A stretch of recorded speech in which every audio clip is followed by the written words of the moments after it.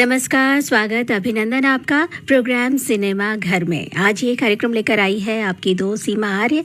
एक बार फिर से बहुत स्वागत। और सिनेमा घर में आज की फिल्म है BR फिल्म्स की हमराज, जो रिलीज हुई थी 1 जनवरी 1967 में। Superhit musical suspense thriller film, जिसके निर्माता और निर्देशक BR चोपड़ा और मुख्य भूमिकाएं निभाई थी सुनील दत्त, कुमार, विम्मी, मीना, राजकुमार कैप्टन राजेश, अनवर कैप्टन महेंद्र, राजेश का दोस्त बलराज सहानी इंस्पेक्टर अशोक, मुमताज शबनम, मदनपुरी तेजपाल, मनमोहन कृष्ण मीना के पिता मिस्टर वर्मा, इफ्तिखार वकील जगमोहन और कुमार का दोस्त, अशिला सचदेव अनाथ आश्रम की संचालिका और बेबी सारिका के किरदार में। संगीतकार फिल्म के हैं रवि, गीत लिखे हैं साहिल लुधियानवी ने और संवाद अख्तर उल ईमान की। तो आइए शुरू करते हैं आज की फिल्म हमराज।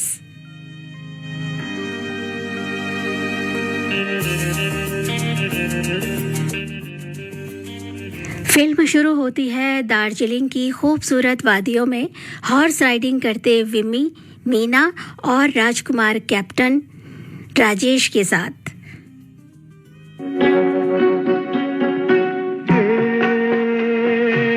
नीले गगन के तले धरती का प्यार पले, नीले गगन के तले धरती का प्यार पले। ऐसे ही जग में आती है सुबह, ऐसे ही शाम ढले। नीले गगन के तले धरती का प्यार पले।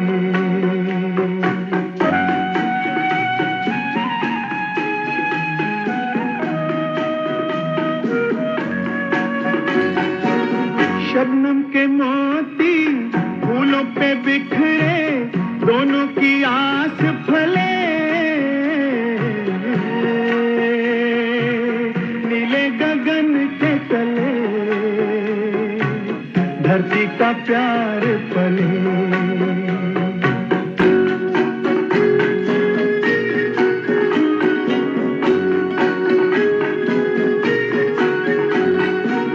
बल खाती बेले मस्ती में खेले, पेड़ों से मिल के गले। नीले गगन के तले धरती का प्यार पले।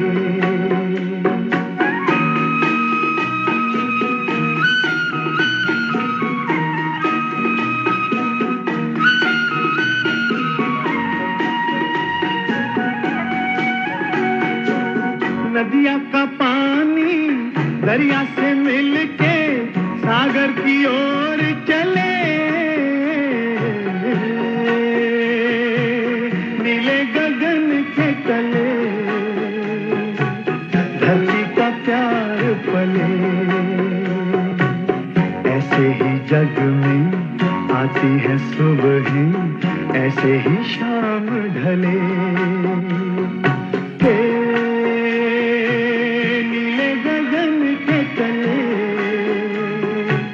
धरती का प्यार पले।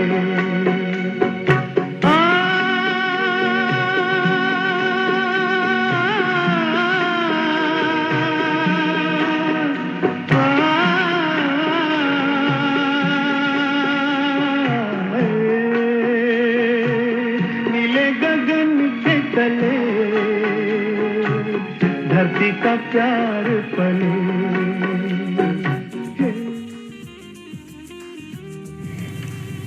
मिलिट्री कॉन्ट्रैक्टर मनमोहन कृष्ण यानी कि मिस्टर वर्मा के घर में सारे मिलिट्री ऑफिसर्स के पार्टी में आमंत्रित किया गया है। मिस्टर वर्मा की एक बेटी है मीना, बेहद खूबसूरत और ज़हीन। ब्रिगेडियर साहब कहते हैं, आप आर्मी वालों की मेहमान नवाजी खूब करते हैं मिस्टर वर्मा, तो अपनी बेटी की शादी भी किसी आर्मी वाले से ही कीजिए। तब मिस्टर वर्मा उनसे कहते हैं, मेरी इकलौती बेटी है, उसके सिवा मेरा और कोई नहीं। विम्मी, मीना और कैप्टन राजेश दूसरी तरफ जो है मंदिर में विवाह कर लेते हैं और मीना की चिट्ठी से ये सूचना मिस्टर वर्मा को मिलती है, जिसमें लिखा है कि आपकी मर्जी के खिलाफ मैंने कैप्टन राजेश से शादी कर ली है और आज रात की ट्रेन से ही मुंबई जा रहे हैं। मीना दार्जिलिंग रेलवे स्टेशन में राजेश का इंतजार कर रही है, पर राजेश नहीं आता।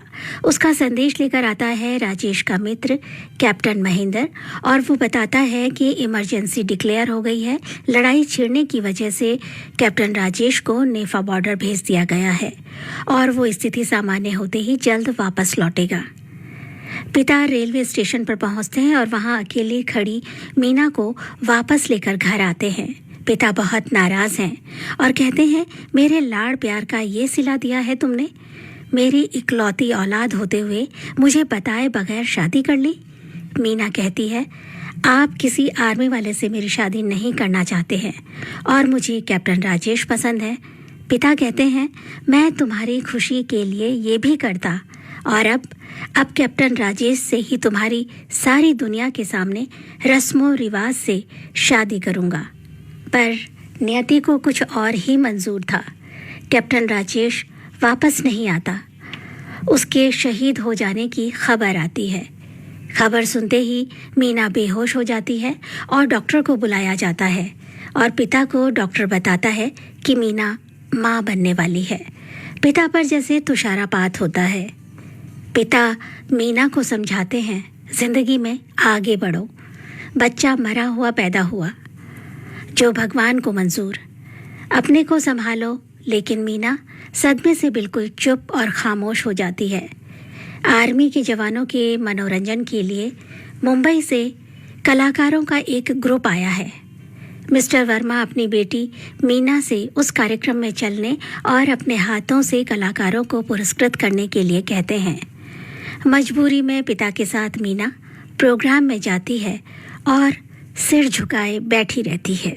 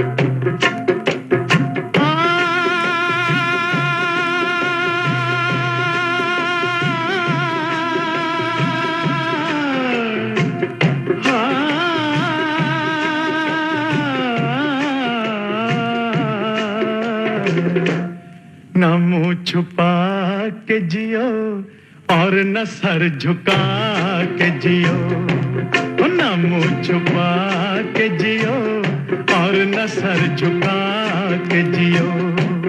गमों का दौर भी आए तो मुस्कुरा के जियो, न मुंह छुपा के जियो और न सर झुका के जियो, न मुंह छुपा के जियो और न सर झुका के जियो।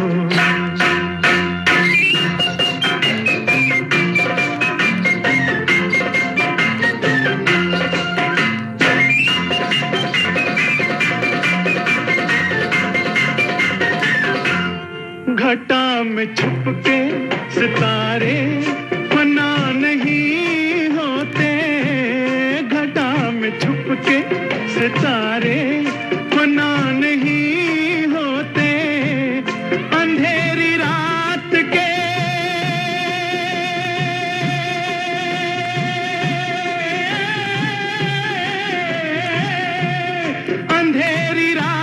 के दिल में दिए जला के जियो, ना मुंह छुपा के जियो और न सर झुका के जियो। गमों का दौर भी आए तो मुस्कुरा के जियो, ना मुंह छुपा के जियो और न सर झुका के जियो।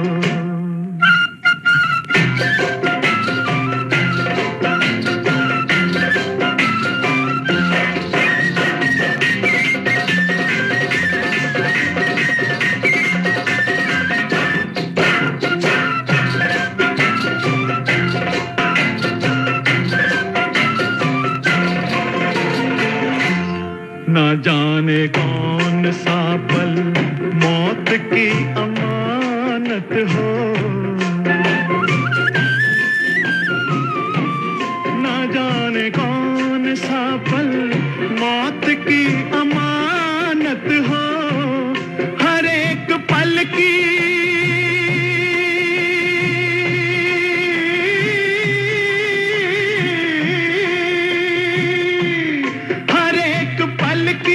खुशी को गले लगा के जियो, न मुंह छुपा के जियो और न सर झुका के जियो। ओ गमों का दौर भी आए तो मुस्कुरा के जियो, न मुंह छुपा के जियो और न सर झुका के जियो। दूसरे दिन कुमार, जो कि इंडियन स्टेज का नामी कलाकार है और जिसके ग्रुप ने जवानों के लिए परफॉर्म किया था, दार्जिलिंग की सैर के लिए निकलता है और खूबसूरत नज़ारों में को अपने कैमरे में कैद कर रहा है कि कैमरे में खूबसूरत मीना दिखाई देती है जो एक चट्टान पर उदास अकेली बैठी है। कुमार उसके पास पहुंचता है और कहता है, लगता है आपको कल हमारा प्रोग्राम पसंद नहीं आया। मीना कहती है, ऐसी बात नहीं है। तो कुमार कहता है, हम कलाकार हैं, हमारे लिए दर्शकों की वाह ही सबसे बड़ी चीज़ है और आप जल्दी ही प्रोग्राम से उठकर चली आई, पुरस्कार भी आपके पिता को देने पड़े। तभी मिस्टर वर्मा वहाँ पहुँच जाते हैं। मीना और कुमार को साथ देखकर पूछते हैं, आप हमारी बेटी की तस्वीरें ले रहे हैं? कुमार कहता है, इस खूबसूरत वादी के खूबसूरत नज़ारों को कैमरे में उतार रहा हूँ। मेरी नज़र से किसी ने दार्जिलिंग को नहीं देखा। कुमार मीना के पिता से कहता है, रात को हमारे होटल में डिनर के लिए आप आइए। पिता कहते हैं, आप तो दार्जिलिंग में हमारे मेहमान हैं, जब बम्बई आएंगे तब आप अपने शहर में हमें डिनर करवाना। आज रात आप हमारे मेहमान हैं और हमारे घर आपके लिए पार्टी है। कुमार शाम को पार्टी में पहुंचता है। आमंत्रित सभी लोग कुमार से गाने की फरमाइश करते हैं।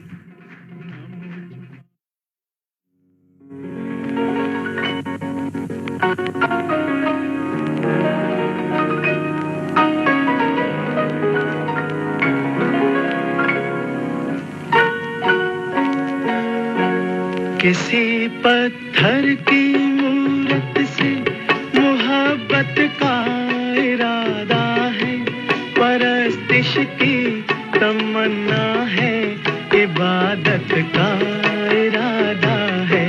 किसी पत्थर की मूरत से मोहब्बत का इरादा है, परस्तिश की तमन्ना है, इबादत का इरादा है। किसी पत्थर की मूरत से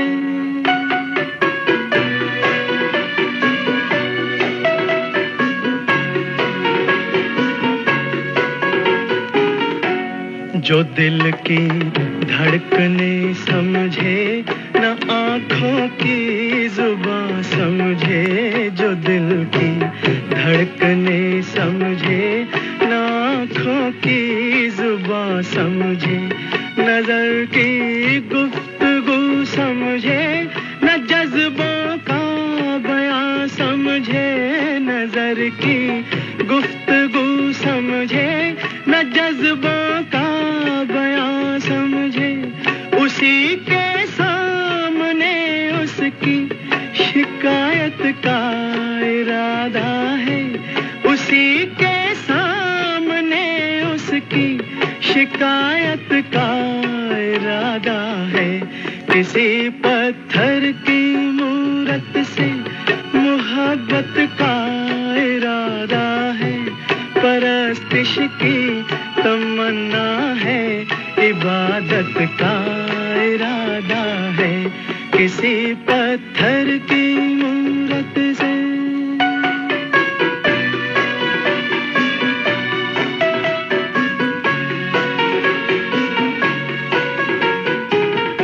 सुना है हर जवां पत्थर के दिल में आग होती है, सुना है हर जवां पत्थर के दिल में आग होती है, मगर जब तक ना छेड़ो शर्मगी पर्दे में सोती है। ये सोचा है कि दिल की बात उसके रूबरू कह दे, नतीजा कुछ भी निकले आज अपनी आरज़ू कह दे। हर एक बेजा तकल्लुफ से बगावत का इरादा है, हर एक बेजा तकल्लुफ से बगावत का इरादा है। किसी पत्थर की मूरत से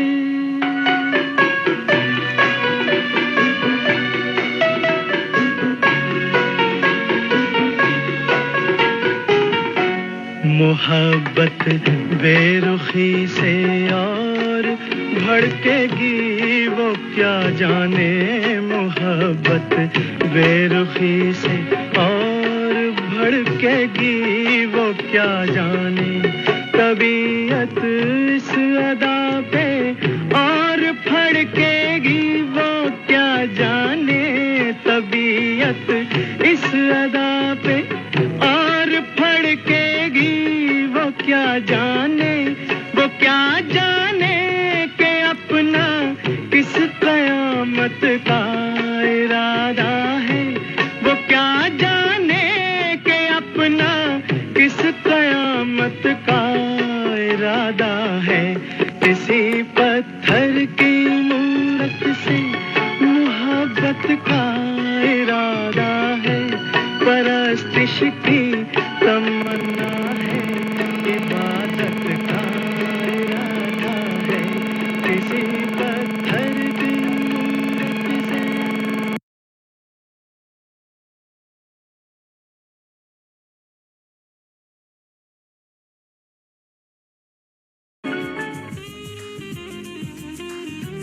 यहाँ भी मीना बिल्कुल खामोश है।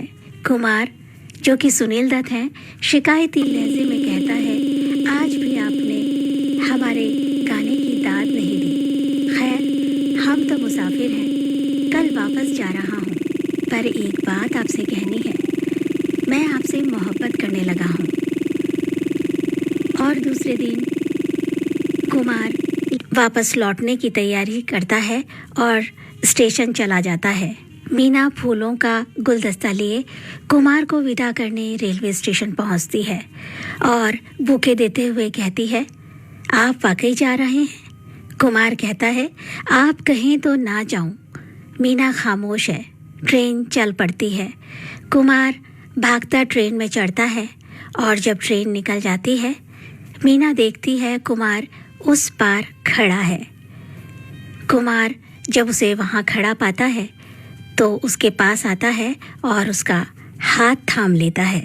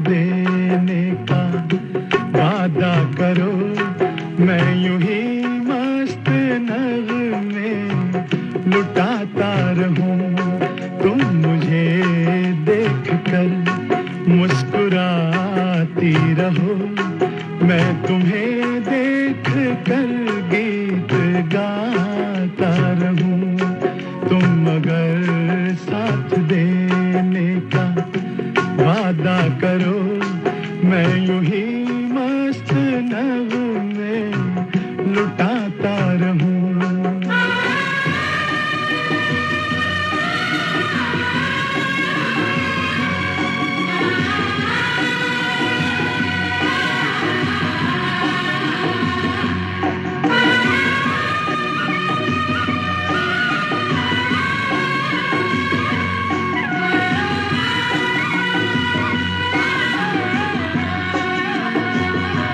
कितने जलवे फिजाओं में बिखरे, मगर मैंने अब तक किसी को पुकारा नहीं।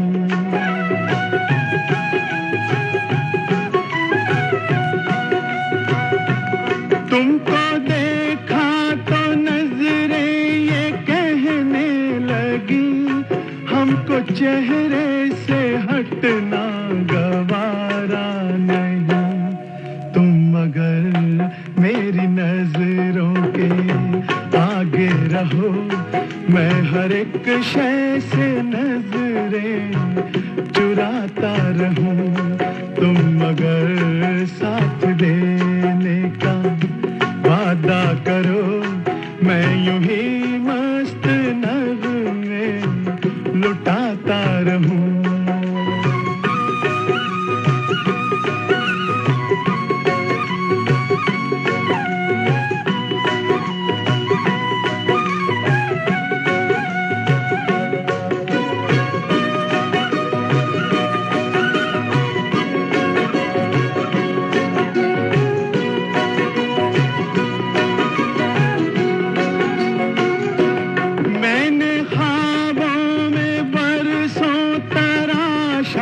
जिसे तुम वही संगे मरमर की तस्वीर हो,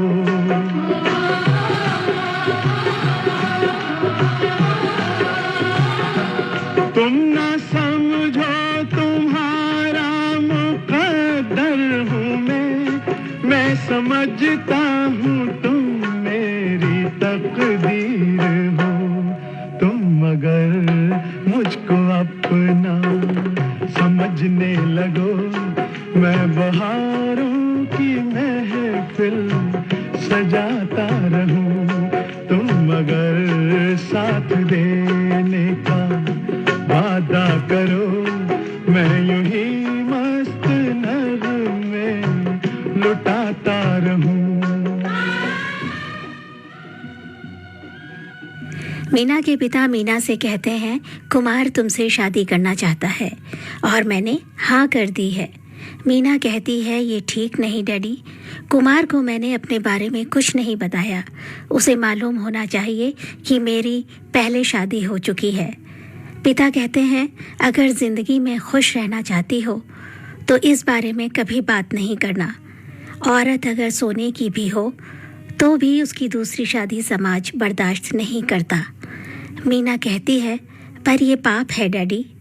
तब पिता कहते हैं, ये पाप एक पिता अपनी बेटी के लिए कर रहा है। और इस तरह मीना और कुमार की धूमधाम से शादी हो जाती है और कुमार मीना को लेकर बम्बई आता है, जहां मीना के स्वागत के लिए कुमार का पूरा ग्रुप और दोस्त इंतज़ार कर रहे हैं। एयरपोर्ट पर मीना और कुमार का फूलों से शानदार स्वागत होता है। एयरपोर्ट से घर जाते हुए रास्ते में नारियल वाले से कुमार मीना को मिलाता है और कहता है, मेरे घर के रास्ते में ये नारियल वाले जो भैया हैं, इनसे आते जाते मैं नारियल पानी ज़रूर पीता हूँ। घर पहुँचने पर शबनम मुमताज़ फूलों का गुलदस्ता लिए मीना और कुमार का स्वागत करती है। कुमार मीना को बताता है, शबनम मेरी हीरोइन है और इससे ड्रामे में मेरी 50 बार शादी हो चुकी है। सब हंस पड़ते हैं। मीना कुमार के साथ बेहद खुश है। उसका हर शो देखने जाती है और उसके साथ रहती है। मीना के लिए कुमार ने स्टेज के सामने एक खास कुर्सी लगवाई है, जहां से मीना उसकी हौसला अफजाई करती है और उसके उत्साह को बढ़ाती है।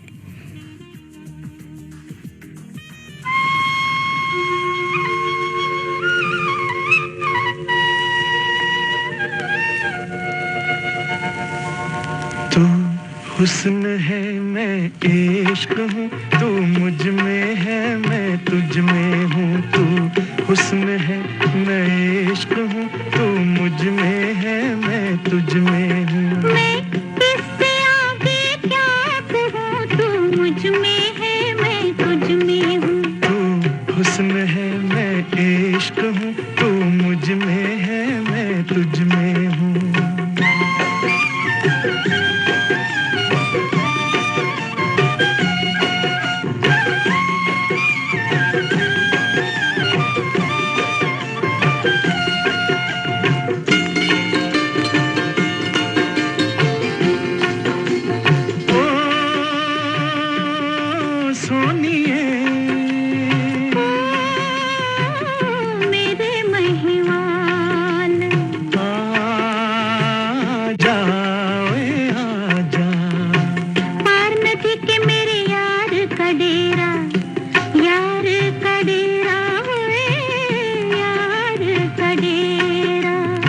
तेरे हवाले रब्बा दिल भर मेरा, दिल भर मेरा, ओए दिल भर मेरा। रात बना के बढ़ता जाए लहरों का घेरा, कसम खुदा की आज है मुश्किल मिलना मेरा। खैर करी रब्बा रब्बा खैर करी रब्बा, खैर करी रब्बा रब्बा खैर करी रब्बा, खैर करी रब्बा रब्बा खैर करी रब्बा।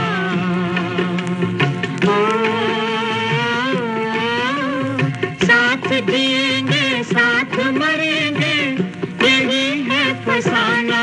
ओए तू हुस्न है मैं इश्क हूँ, तू मुझ में है मैं तुझ में हूँ। मैं किससे आगे क्या कहूँ, तू मुझ में है मैं तुझ में हूँ। तू हुस्न है मैं इश्क हूँ, तू मुझ में है मैं तुझ में हूँ।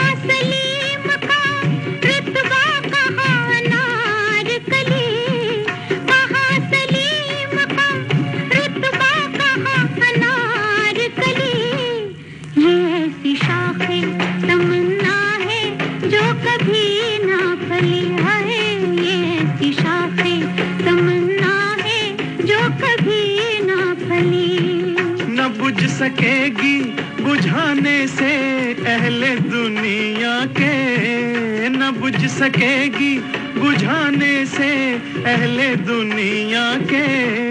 वो शम्मा जो तेरी आंखों में मेरे दिल में जली, हाय वो शम्मा जो तेरी आंखों में मेरे दिल में जली। मीना और कुमार एक खुशहाल जिंदगी जी रहे हैं।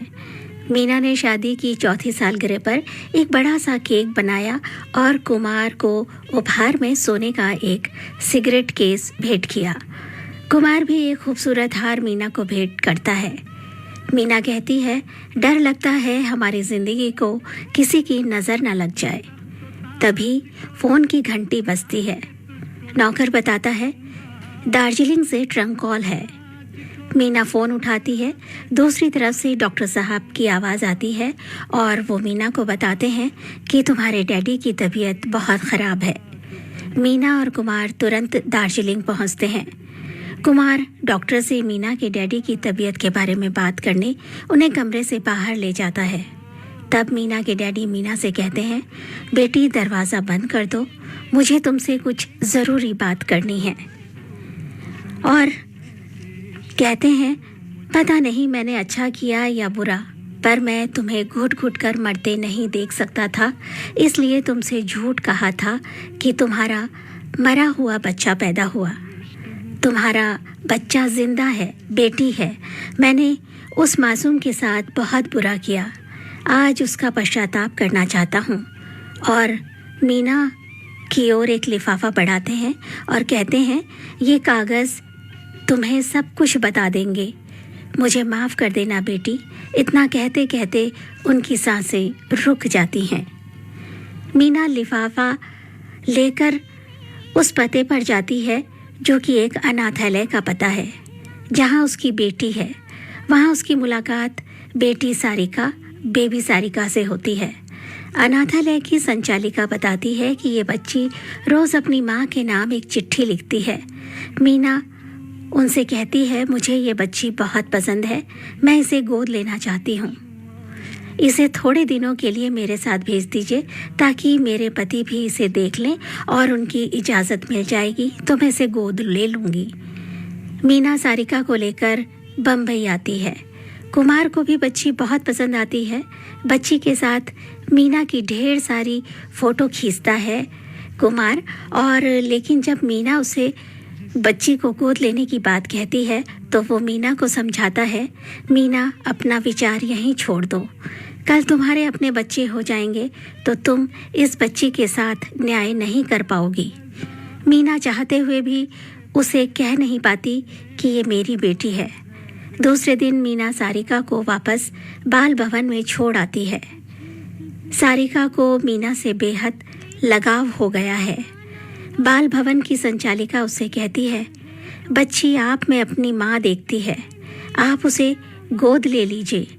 मीना कहती है, मैं ऐसा नहीं कर सकती।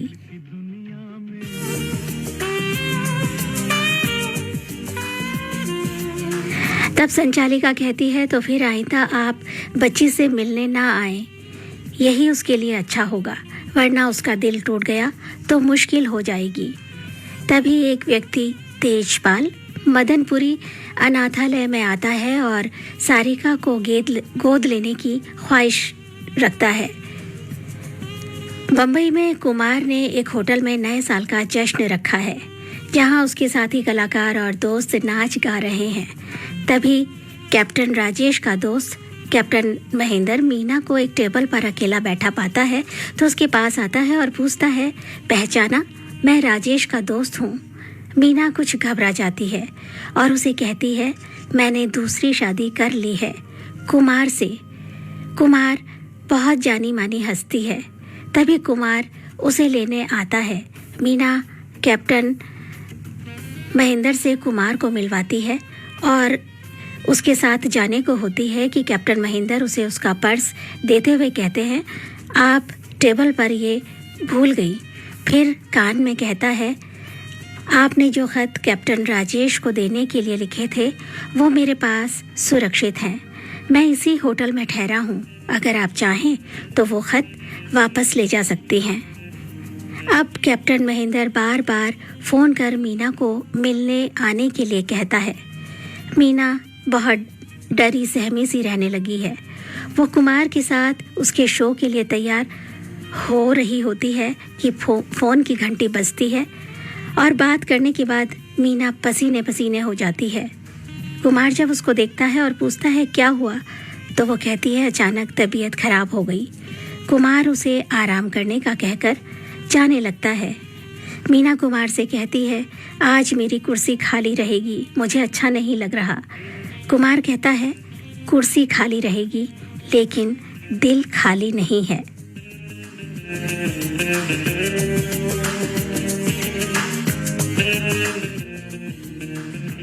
कुमार स्टेज पहुंच जाता है और शो शुरू होने से पहले कुमार मीना की तबीयत जानने के लिए घर फ़ोन करता है। फ़ोन नौकरानी मैरी उठाती है। कुमार मीना के बारे में पूछता है तो मैरी कहती है, मैम साहब तो आपके जाने के बाद ही घर से बाहर चली गई थी। कुमार के दिल में संदेह जन्म ले रहा है। उसका स्टेज शो करने में मन नहीं लगता और शो के दौरान वो अपनी हीरोइन को मारने का एक सीन आता है तो पूरी ताकत से शबनम का गला दबा देता है। बड़ी मुश्किल से दूसरे साथी कलाकार उसे बचाने आते हैं। अगर वो ना आते तो शायद शबनम मर ही जाती। सभी कुमार के ऐसे व्यवहार से हतप्रद है। कुमार घर पहुंचता है, देखता है मीना सोई हुई है। वो पूछता है तबीयत कैसी है। मीना बताती है ठीक है।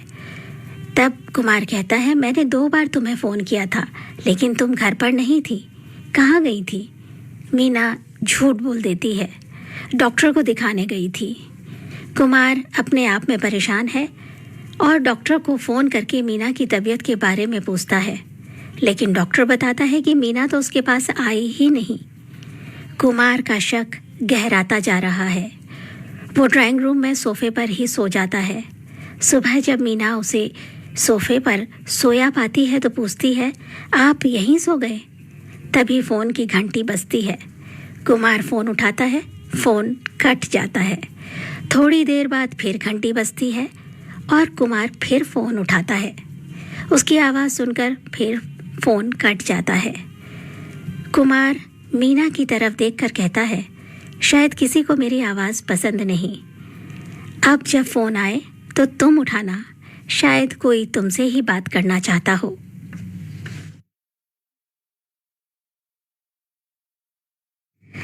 कुमार स्टेज जाने की तैयारी कर रहा है। मीना उसकी मदद कर रही है, उसे कपड़े निकाल कर दे रही है। कुमार कहता है, क्या बात है मीना, आज बड़ी मेहरबान लग रही हो। इंसान के अंदर क्या है ये कोई नहीं जानता। मीना कहती है, क्या मतलब? बिना सुने कुमार बाहर निकल जाता है। सड़क के किनारे कुमार के बंगले के बाहर एक बच्चा जूते पॉलिश करने का काम करता है। वो कुमार के बंगले की दीवार फांदकर अंदर आता है। कुमार गाड़ी के शीशे में ये देख लेता है और गाड़ी को वापस बंगले की तरफ मोड़ लेता है। बच्चे से पूछता है, यहाँ क्या कर रहा है? बच्चा कुछ छुपाने की कोशिश करता है। कुमार उसे दिखाने को कहता है। बच्चा कहता है, चिट्ठी है लेकिन आपके लिए नहीं, मेम साहब के लिए है। कुमार चिट्ठी पढ़ लेता है। कल तुम्हें कई बार फ़ोन किया पर हर बार तुम्हारे पति ने फ़ोन उठाया। रात होटल में तुमसे जो बातें हुई थी उसके मुताबिक 2 प्लेन की सीट बुक कर ली हैं। कुमार चिट्ठी बच्चे को वापस देते हुए कहता है, हाँ ये चिट्ठी तो मेम साहब के लिए ही है, और अपने स्टेज में चला जाता है। शो करते हुए भी कुमार अनमनासा है। काम में उसका मन नहीं लग रहा। शबनम मुझसे पूछती है, तुम्हें हुआ क्या है? और वो शो छोड़कर घर वापस आ जाता है। जैसे ही घर पहुंचता है, मीना तैयार होकर बाहर निकल रही होती है। कुमार को देखते ही घबरा जाती है और पूछती है, आज आप इतनी जल्दी आ गए? कुमार कहता है, मुझे 3 दिन के लिए पूना जाना है, जाऊं? मीना फौरन कहती है, ज़रूर जाइए। और कुमार ट्रेन की टिकट लेकर पूना जाने को तैयार होता है, पर पूना ना जाकर उसी होटल शिराज में एक रूम बुक कराता है मिस्टर एसएन सिन्हा के नाम से, ताकि मीना किससे मिलती है ये पता कर सके। कुमार अपना भेष बदल लेता है।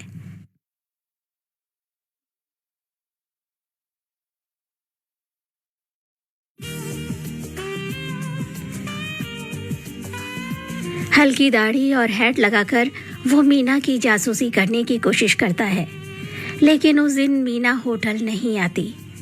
रात को कुमार इसी भेष में अपने घर पहुंचता है और जब ऊपर कमरे में जाता है तो उसके पैरों तले जैसे ज़मीन निकल जाती है, क्योंकि दरवाजे के सामने मीना लहूलुहान मृत पड़ी है।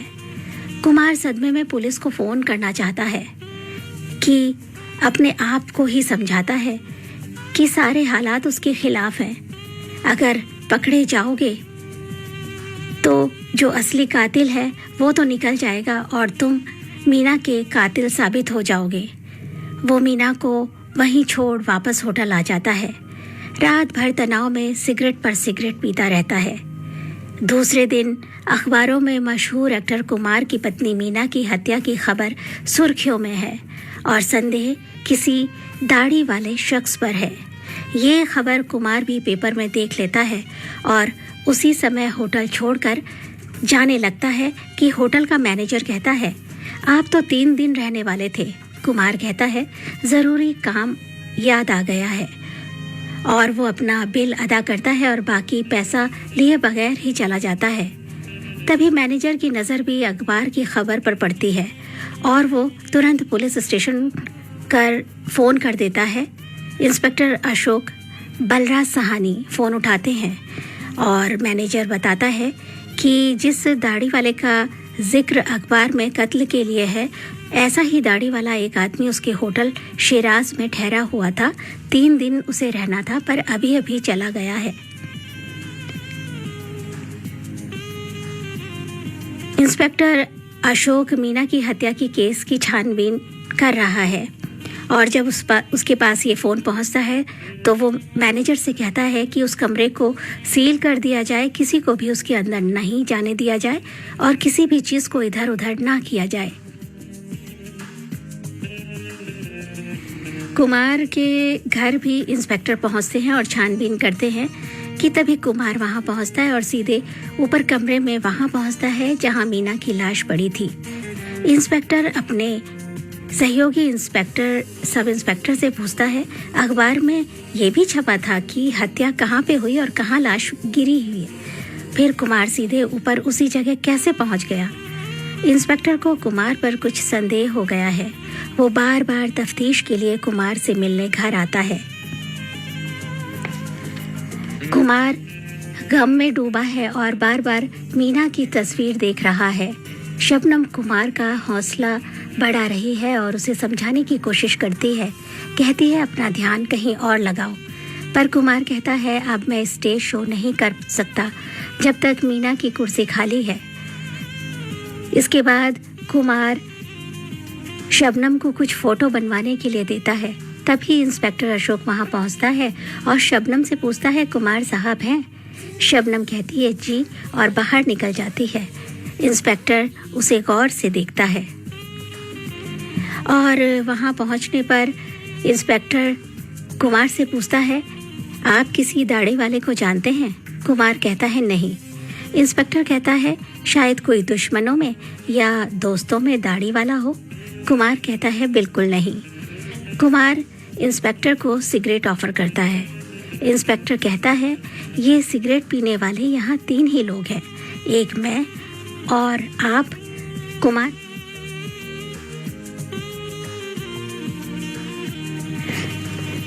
कुमार कहता है, तीसरा कौन? इंस्पेक्टर कहता है, वो दाढ़ी वाला, और उस सिगरेट के ढेर सारे टुकड़े दिखाते हुए कहता है, उस रात वो दाढ़ी वाला शिराज होटल में रुका था जिस दिन हत्या हुई थी आपकी पत्नी की। इंस्पेक्टर अपने असिस्टेंट से एक केस डिस्कस करता है तो सब इंस्पेक्टर दाढ़ी वाला कातिल नहीं हो सकता, ऐसा कहता है। इंस्पेक्टर अशोक कहता है, शायद किसी ने दाढ़ी के पीछे अपने आप को छुपाया हो। तो क्या कुमार? लेकिन इसका क्या कारण? इंस्पेक्टर अशोक कहता है, दूसरी लड़की। तभी एक चोरी के माल को खरीदने वाले सेठ को पुलिस पकड़ कर लेकर आती है। चोरी के माल में से सोने का सिगरेट केस भी मिलता है। इंस्पेक्टर अशोक उसे संभाल कर रख लेता है। इधर कुमार बार बार इंस्पेक्टर के सवालों से परेशान होकर अपने दोस्त और वकील जगमोहन इफ्तिखार के पास जाता है और अपनी सारी आप बीती उसे सुनाता है। वकील कहता है, इसका मतलब है कि कैप्टन महेंद्र से तुम्हारी पत्नी का रिश्ता था, इसलिए वो तुमसे हर बात झूठ बोलती रही। अब तुम कैप्टन महेंद्र को ढूंढो। कुमार कहता है, उसका पता कैसे लगाऊं? मीना के कागजात, उसकी चीज़ों को देखो, उनकी जांच करो।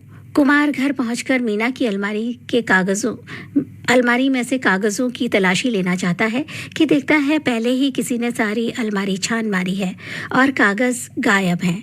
तभी इंस्पेक्टर अशोक कुमार के घर पहुंचता है और सवाल जवाब के बीच कुमार उसे सिगरेट देता है कि इंस्पेक्टर अशोक कहता है, उस दिन आपने सिगरेट पिलाई थी, आज हमारी तरफ से पीजिए, और अपनी जेब से सोने का सिगरेट केस निकालता है, जिसे देखकर कुमार हैरान हो जाता है। इंस्पेक्टर कहता है, जानते हैं, ये सिगरेट केस भी उसी होटल शिराज के उस कमरे से मिला जहां वो दाढ़ी वाला ठहरा हुआ था। कुमार कहता है, मेरे पास भी ठीक ऐसा ही सिगरेट केस था, शायद कहीं खो गया। इंस्पेक्टर कहता है, ये आपका ही है, आपका नाम लिखा है, शायद किसी ने मिटाने की कोशिश की है। चोरी का माल है, चोरी का माल खरीदने वाले एक सेठ से जब्त किया है। ऐसा कहते हुए इंस्पेक्टर कुमार को वो सिगरेट केस वापस देते हैं और एक पेपर पर साइन करने को कहते हैं और कहते हैं ये एक कानूनी मसला है, इसलिए रसीद के तौर पर साइन कर दीजिए, और केस उसे देकर चले जाते हैं। तभी वकील जगमोहन कुमार से मिलने पहुंचता है। जगमोहन कहता है, पता है इंस्पेक्टर ने क्या कहा, वो दाढ़ी वाला उसी होटल में रुका था, इसका मतलब समझ रहे हो? कुमार कहता है, मैंने वहाँ कमरा एसएन सिन्हा के नाम से लिया था।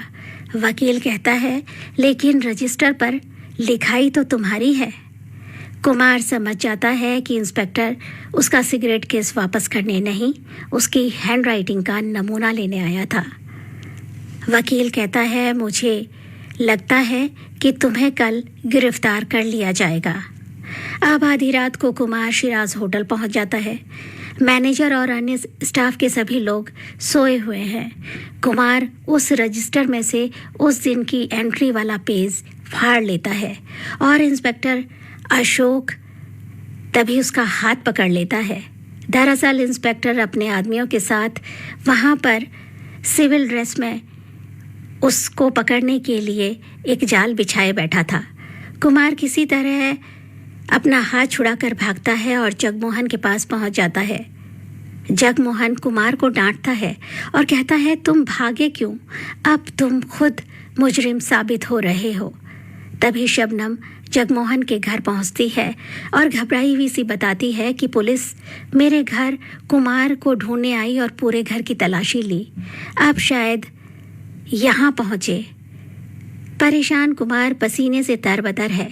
पसीना पोंछने के लिए वो जेब से रुमाल निकालता है कि तभी जेब से होटल शिराज के कमरा नंबर 320 की चाबी गिरती है। जगमोहन पूछता है, ये चाबी कैसी? कुमार कुछ याद करते हुए कहता है, यह चाबी मुझे अपने घर के कमरे के बाहर गिरी मिली थी और परेशानी में मैं शायद ये बताना भूल गया। जिस दिन मैं मीना की अलमारी की तलाशी लेने के लिए गया था तो पहले ही कोई वो कागज और उसकी अलमारी की तलाशी लेकर ले जा चुका था।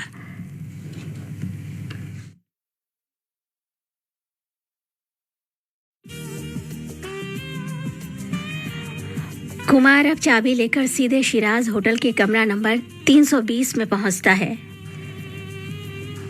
दरवाजा खुलते ही सामने कैप्टन राजेश जूते पहनते हुए दिखाई देता है। कुमार पूछता है, तुम मेरी पत्नी को जानते हो? राजेश कहता है, बहुत अच्छी तरह। तो तुम ही ने वो कागज चुराए हैं मेरे घर से और तुम उस दिन मेरे घर आए थे? राजेश कहता है, हाँ। तुमसे मिलने ही मीना रात को होटल आई थी? राजेश कहता है, हाँ। कुमार का सब्र छूट जाता है। वो राजेश के साथ हाथापाई करता है, कहता है, तो तूने ही मीना को मारा है? राजेश कहता है, पुलिस की नज़र में दाढ़ी वाला कातिल है और वो कातिल तुम हो। कुमार कहता है, मैंने नहीं, तुमने उसे मारा है और मैं जानता हूँ। लेकिन कैप्टन राजेश कहता है, मैं जानता हूँ, ना तुमने और ना मैंने मीना को मारा है, कातिल कोई और है। लेकिन तुम कौन हो? कुमार पूछता है। राजेश बताता है, मैं तुम्हारी पत्नी का पहला पति हूँ। ये कहानी मुझसे शुरू हुई थी। हमने मीना के पिता की मर्जी के खिलाफ छुपकर शादी की थी और दूसरे ही दिन मुझे लड़ाई पर नेफा बॉर्डर जाना पड़ा, जहां मैं दुश्मन के खेमे में जा फंसा और पकड़ा गया और मेरी मौत की खबर उड़ गई। किसी तरह बचकर मैं वहां से निकला। यहाँ पहुंचा हूँ। कल दार्जिलिंग जाने के लिए इस होटल में ठहरा था कि अचानक देखा यहाँ मुझे मेरा मित्र कैप्टन अमरिंदर मिल गया और उसने मुझे बताया कि मीना भी यहाँ है अपने पति के साथ। मैंने ही होटल में मीना को बुलाया था और मैंने ही चिट्ठी लिखी थी और मैंने ही बार बार उसे फ़ोन किया था। कुमार पूछता है, तो मीना तुमसे मिलने होटल आई थी? राजेश कहता है, हाँ। कुमार सर पकड़ कर बैठ जाता है और राजेश उसे सारी बातें बताता है। राजेश बताता है, मीना ने मुझे बताया था कि उसकी शादी तुमसे हो चुकी है, तुम एक जाने माने एक्टर हो। साथ ही उसने बताया कि उसके पास मेरी एक अमानत है, वो है हमारी बच्ची बेबी सारिका। मैंने मीना से कहा, मुझे तुमने जीने का सहारा दे दिया है और वैसे भी मुझे तुमसे कोई शिकायत नहीं है, लेकिन ये खबर देकर कि मेरी बच्ची इस दुनिया में है, तुमने मुझे नई जिंदगी दे दी। मीना ने कहा था कि वो बच्ची को गोद लेने के लिए मुझे कागज़ दे देगी और आश्रम से बच्ची को घर ले आएगी। फ्लैशबैक में ये कहानी चल रही है। होटल के कमरे में जब मीना राजेश से मिलती है तो देखकर रो पड़ती है और उसे ये सारी कहानी सुनाती है।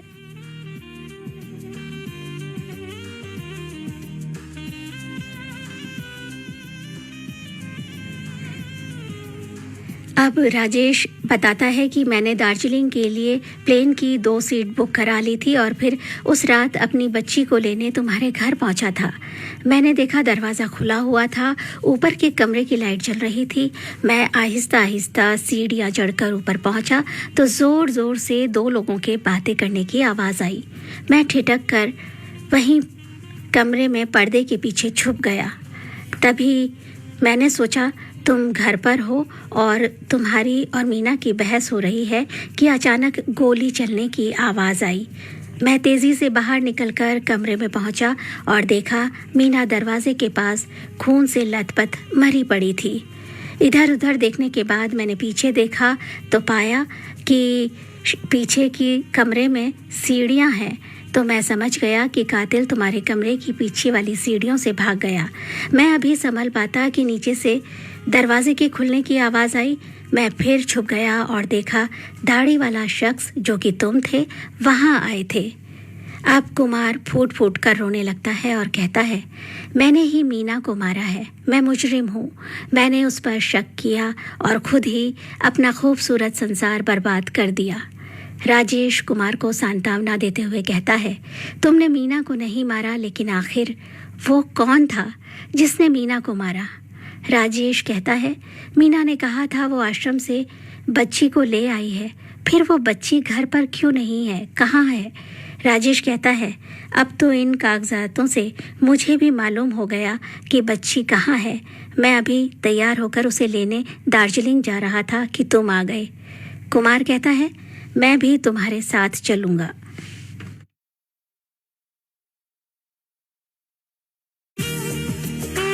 राजेश उसे समझाता है, लेकिन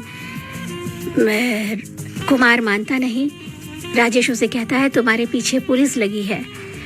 कुमार वकील जगमोहन को फ़ोन कर तुरंत होटल शिराज पहुंचने को कहता है।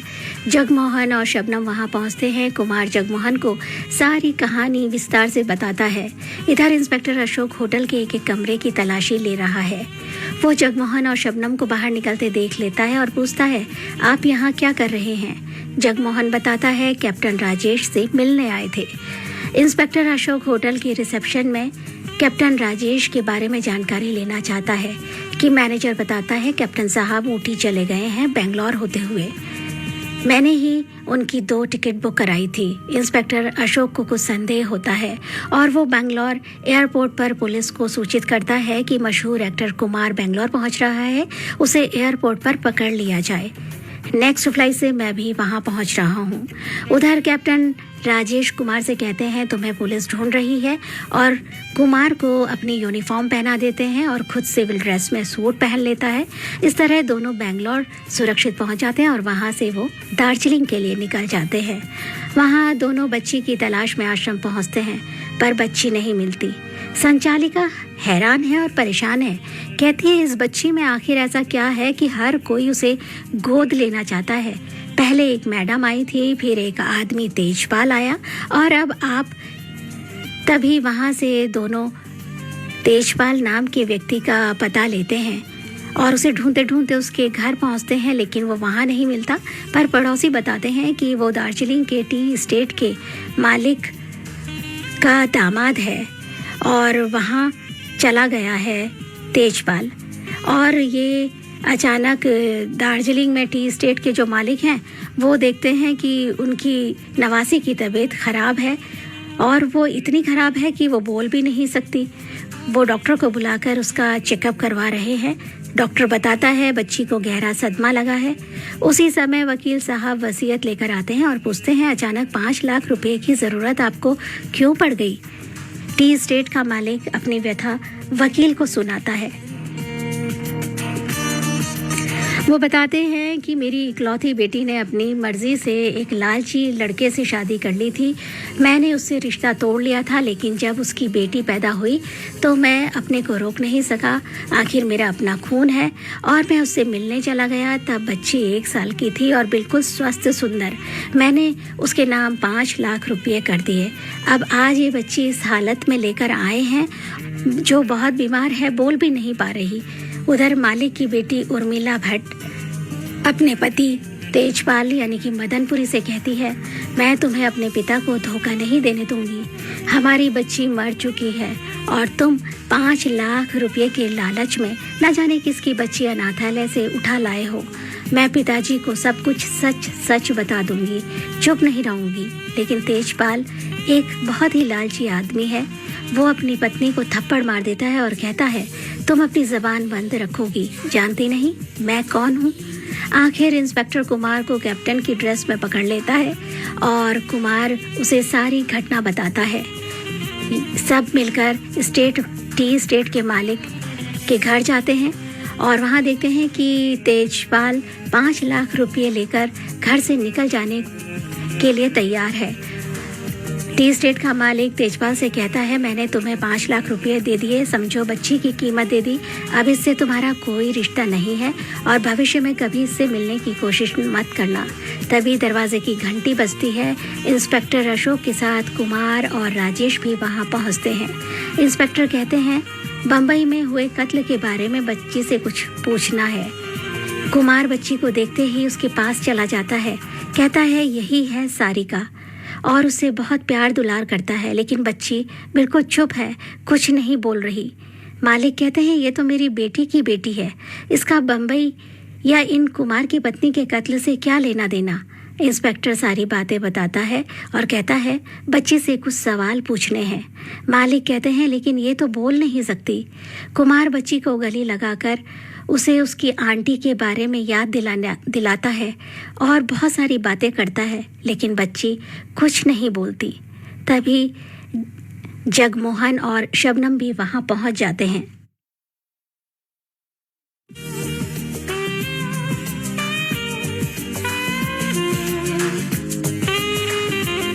और कहते हैं इंस्पेक्टर साहब घर के दरवाजे बंद करवा दीजिए, घर में मौजूद एक भी शख्स बाहर न जाने पाए। तभी तेजपाल चुपके से रुपए का बैग निकलने की कोशिश कर रहा है कि इंस्पेक्टर उसे भी पकड़ लेता है। कमरा बंद करके वकील जगमोहन को वो फिल्म चलाकर दिखाता है जिसे बनवाने के लिए कुमार ने शबनम को दिया था। फिल्म में मीना शीशे के सामने तैयार हो रही है और बच्ची फिल्म बना रही है। मीना को बच्ची प्यार कर रही है कि अचानक वहाँ तेजपाल पहुँच जाता है और बच्ची मीना से लिपट जाती है। मीना बच्ची को बचाने की कोशिश कर रही है। तभी तेजपाल बच्ची उससे छीनकर उसे गोली मार देता है और ये देखकर बच्ची चिल्लाने लगती है।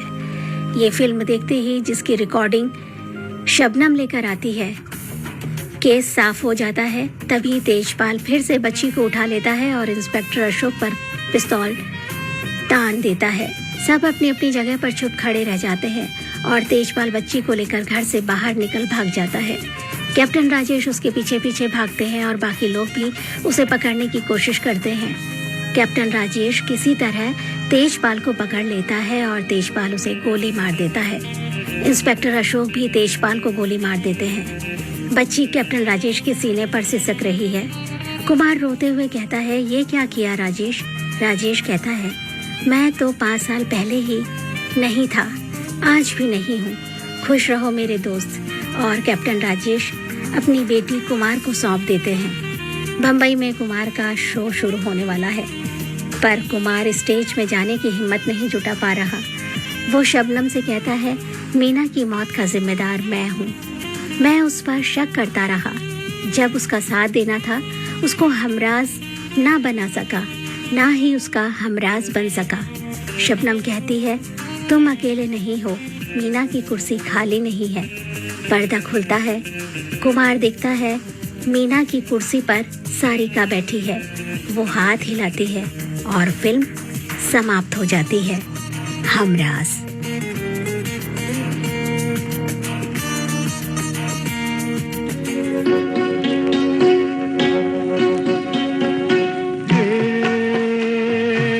नीले गगन के तले धरती का प्यार पले।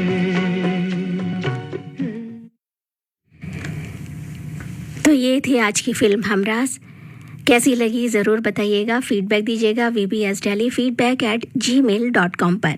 और अब इस कार्यक्रम को यहीं समाप्त करते हैं। आप सुन रहे हैं विविध भारती का दिल्ली केंद्र FM 106.4 मेगाहर्ट्ज़ पर।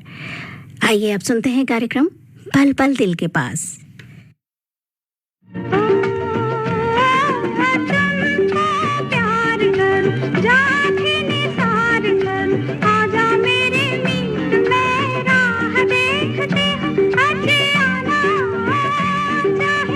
कुछ भी न लाना मेरे दिल को, ना दुखाना, जरा तुम भी चले आना।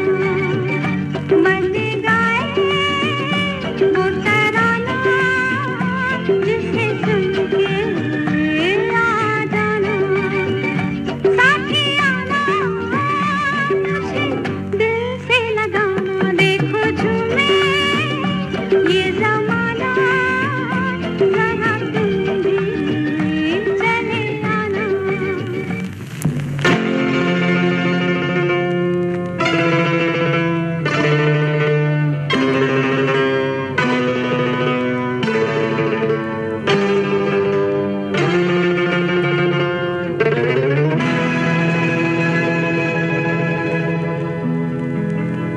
एक ना एक दिन ये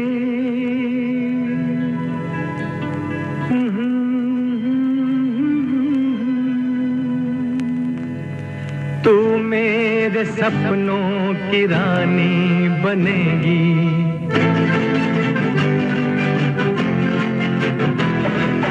एक ना एक दिन ये कहानी बनेगी, तू मेरे सपनों की रानी बनेगी।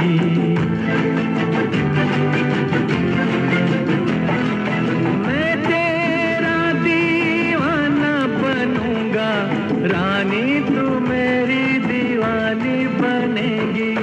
एक ना एक दिन ये कहानी बनेगी, तू मेरे सपनों की रानी बनेगी।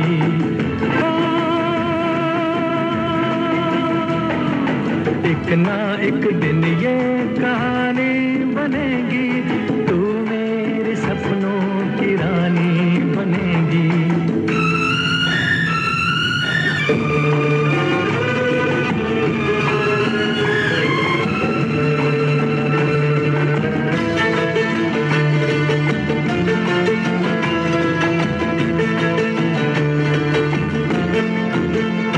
चैन लूटा है, नींद लूटी है, ऐसे मौसम में हमसे रूठी है। चैन लूटा है, नींद लूटी है, ऐसे मौसम में हमसे